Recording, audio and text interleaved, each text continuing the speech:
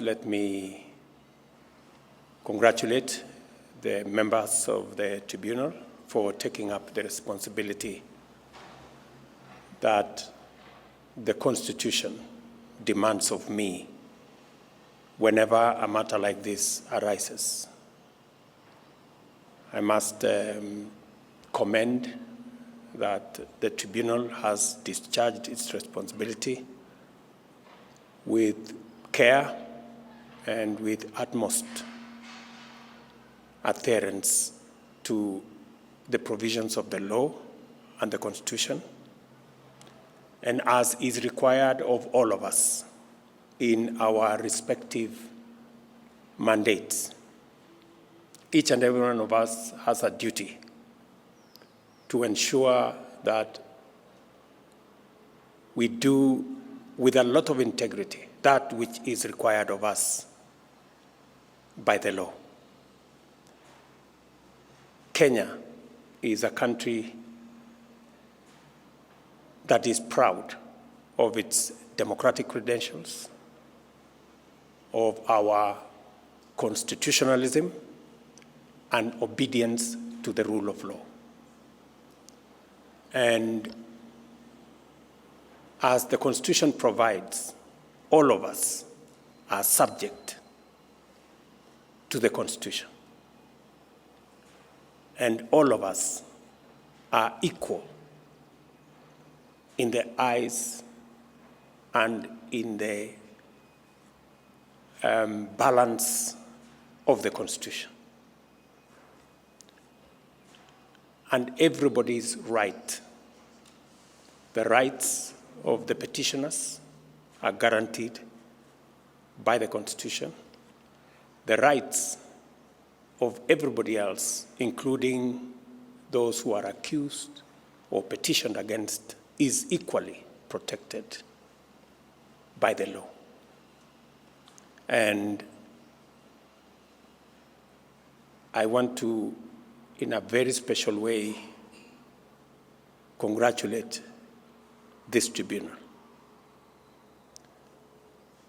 It confirms the balance of the law. And all of us, by submitting ourselves to the law, by submitting ourselves to processes that are provided for by the law, does not amount in any way to admitting either guilt or breach of whatever provisions of the law. You have discharged your responsibility in accordance with what you were presented to, and you have arrived at a determination of the matter, and therefore myself and the rest of the people that have a responsibility over this matter will pick it up from there and move it to the next step. So to you, as members of this tribunal, first I must say thank you very much for taking up this responsibility. I know always it is not a simple matter to adjudicate on a matter like this, especially on a matter touching on members of our judiciary. But the fact that members of our judiciary are equally subject to interrogation confirms to us the balance of the law insofar as all Kenyans are involved.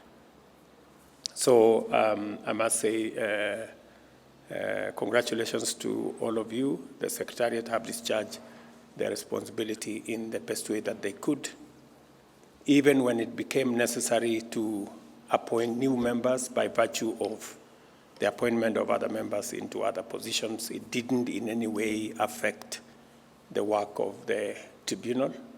And therefore, this morning, we come to a conclusion of the tribunal's responsibility.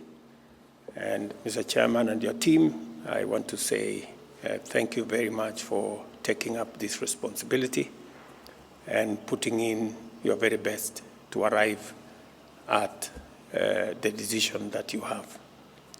I commend all the other members, and just to confirm to the people of Kenya that Kenya shall continue to be the country that we all want it to be, the country of the rule of law. And all of us, irrespective of who we are, will submit ourselves to the rule of law in whatever manner, and the law has a way of making sure that everybody's interest and everybody's rights are protected. The tribunal's mandate, Your Excellency, as contained in the Gazette notice, was to consider the 4 petitions submitted by the Judicial Service Commission for the removal of Honorable Mr. Justice Mohammed Noor Kullow from office and inquire into the allegations therein. In discharge of its mandate, the tribunal was required to, among other things, prepare and submit a report and its recommendations. Your Excellency, having considered the allegations as framed in the list of allegations and summary of evidence in light of the totality of the evidence tendered and the applicable law, the tribunal found as follows. 1. Allegations 1, 2, 3, 12, and 13 were not established.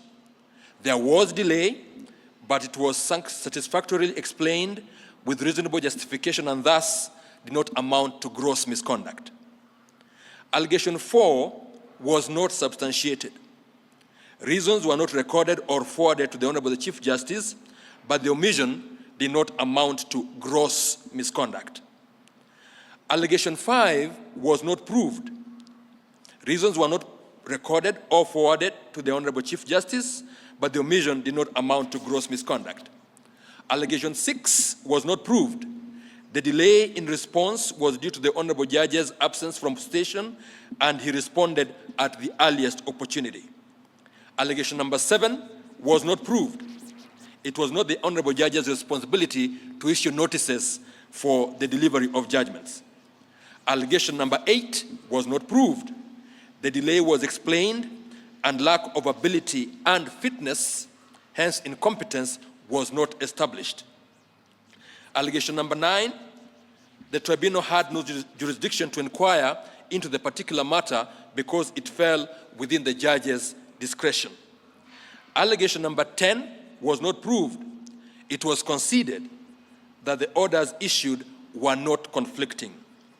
Finally, allegation number 11 was not established because the Honorable Judge released the file after corrections and the petitioner was able to file the notice of appeal. Your Excellency, under that careful consideration and the finding that we have made on allegations 1, 2, 3, 4, 5, 6, 7, 8, 9, 10, 11, and 13 have not been proved to the required extent, we find that the judge's conduct was not in breach of the Judicial Service Act, Code of Conduct and Ethics Regulations 2020 and did not amount to gross misconduct contrary to Article 168, 1B and E of the Constitution. In accordance with Article 168, 7B of the Constitution, we therefore, Your Excellency, recommend that Your Excellency do reinstate the Honorable Judge to the office of Judge of the Environment and Land Court. We therefore now have the honor, Your Excellency, to submit the report and to express our deep gratitude for the trust that you bestowed upon us. Thank you, Your Excellency.